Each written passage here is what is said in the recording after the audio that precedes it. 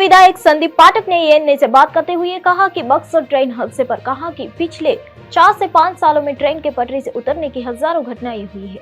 उन्होंने कहा पिछले 5 साल से ट्रेन की पटरी से उतरने की हजारों घटनाएं हुई है।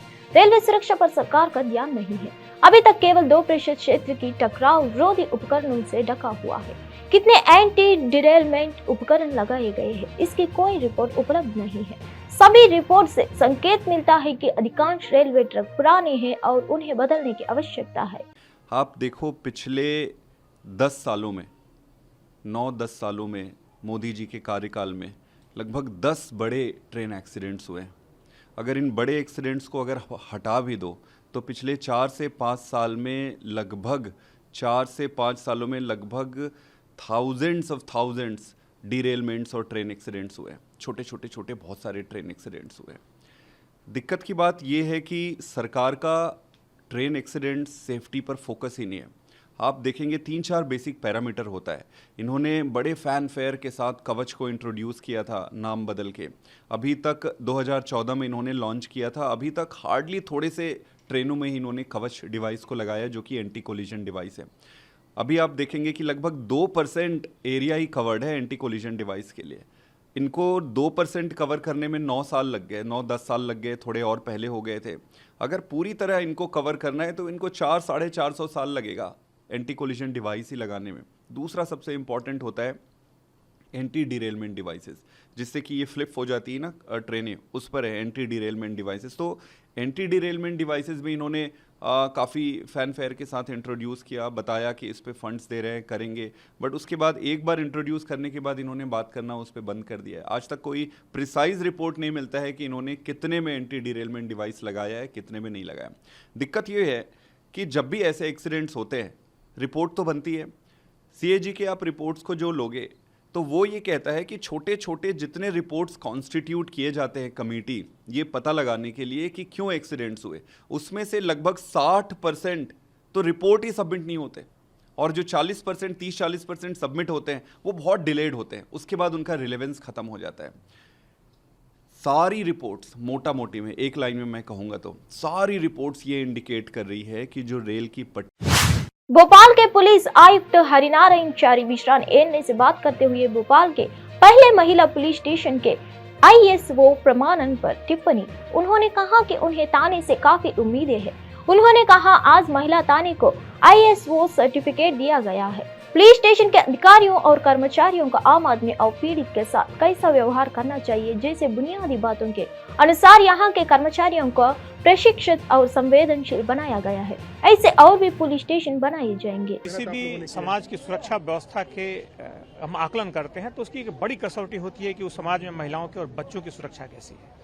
खासतौर पर उस परिप्रेक्ष्य में आज महिला थाने को आईएसओ सर्टिफिकेशन दिया गया है, जिसमें न सिर्फ इसकी बाहरी जो प्रणाली है उसे मजबूत किया गया है, बल्कि जवानों को प्रशिक्षित किया गया है, उन्हें ज़्यादा संवेदनशील तरीके से काम करने के लिए प्रेरित किया गया है। और यह जो पहल है आने वाले दिनों में काफ़ी कारगर होगी। पिछले दिनों मिसरौर थाने को भी ऐसा सर्टिफिकेशन मिला था और उसके बेहतर प्रतिशत को देखते हुए, उसके रिस्पांस को देखते हुए, काम में सुधार को देखते हुए इसे भी दिया गया है। और उम्मीद है कि जो ऊंचे मापदंड हैं, जो त्वरित निराकरण है और जो दूसरी अपेक्षाएं हैं, खासतौर पर इनके शीघ्र निराकरण और महिला संबंधी अपराधों में विशेष संवेदनशीलता के साथ काम करने की जो अपेक्षा है, उस पर पूरी तरह से प्रणाली और थाना खरा उतरेगा। ऊंचे मापदंडों की आपने बात करी, कठिन मापदंड है, तो कितना आसान कितना मुश्किल रहा सर आप लोगों के लिए महिला थाने को आईएसओ? इसमें इस तरह के जब सर्टिफिकेशन होते हैं तो न सिर्फ एक इंफ्रास्ट्रक्चर की बात होती है, बल्कि व्यवहार की बात होती है, उसमें कानूनी ज्ञान की बात होती है, लोगों के साथ इम्पैथेटिक तरीके से समानुभूतिपूर्वक काम करने की बात होती है।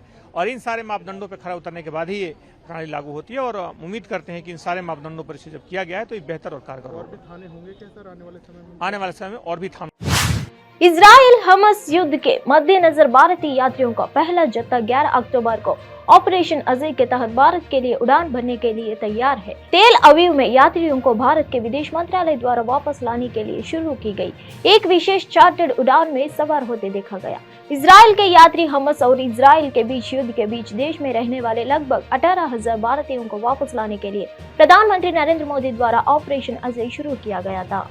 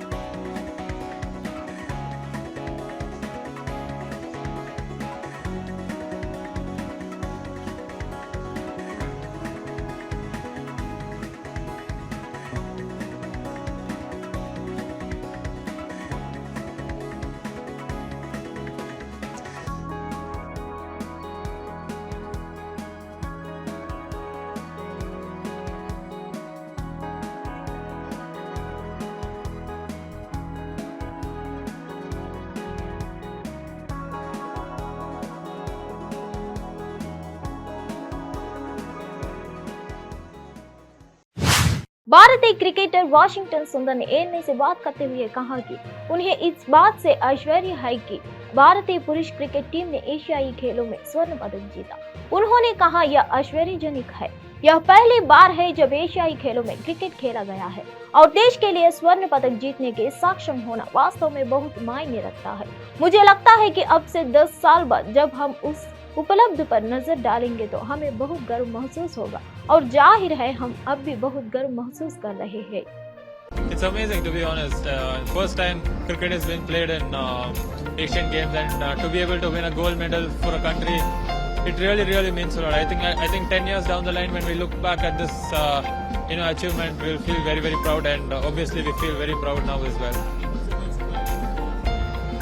Obviously, our domestic season is starting from end of this week, so it's going to be amazing, and hopefully everything goes well for me, and we win a lot of championship tournaments for Tamil Nadu.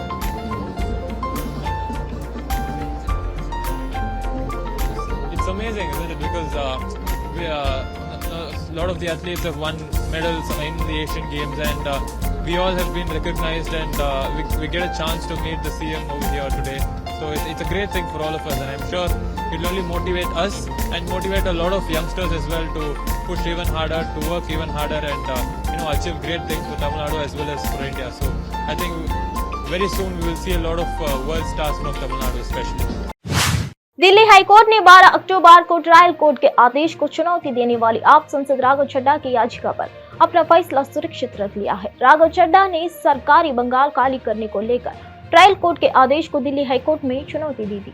Trial court ने अपने आदेश में कहा था कि राघव चड्ढा को Panjara road पर सरकारी type 7 Bengali में रहने का वैध अधिकारी नहीं है। यह बंगला लुजियंस के अंतर्गत आता है और इसका आवंटन रद्द हो चुका है, इसलिए बंगाल में रहने का अधिकार उनके पास नहीं है। ट्रायल कोर्ट के इस आदेश के खिलाफ आप सांसद राघव चड्ढा के 3 दिन पहले दिल्ली हाईकोर्ट में याचिका दायर की थी।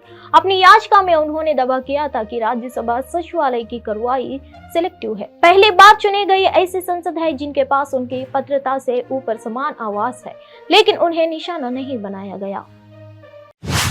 दिल्ली के मंडोली जेल में बंद और महाटाग सुकेश चंद्रशेखर ने दिल्ली के मुख्यमंत्री अरविंद केजरीवाल को ये खुला पत्र लिखा है। अपने पत्र में टग सुकेश ने आम आदमी पार्टी के नेता संजय सिंह की हालिया गिरफ्तारी को लेकर कई आरोप लगाए हैं। इतना ही नहीं, उसने आप संसद को भूतपूर्व वित्तीय मुनीम करार दिया है। वर्तमान में दिल्ली के मंडोली जेल में बंद सुकेश चंद्रशेखर ने अपने पत्र की शुरुआत यह कहकर की कि सच्चाई कायम है और केजरीवाल और उनके सहयोगी हाल की घटनाओं से डरे हुए हैं। उसने कहा कि सिंह की गिरफ्तारी ने केजरीवाल को बेचैन कर दिया है। उनकी चिंता उनको सबसे सामने उजागर कर देगा।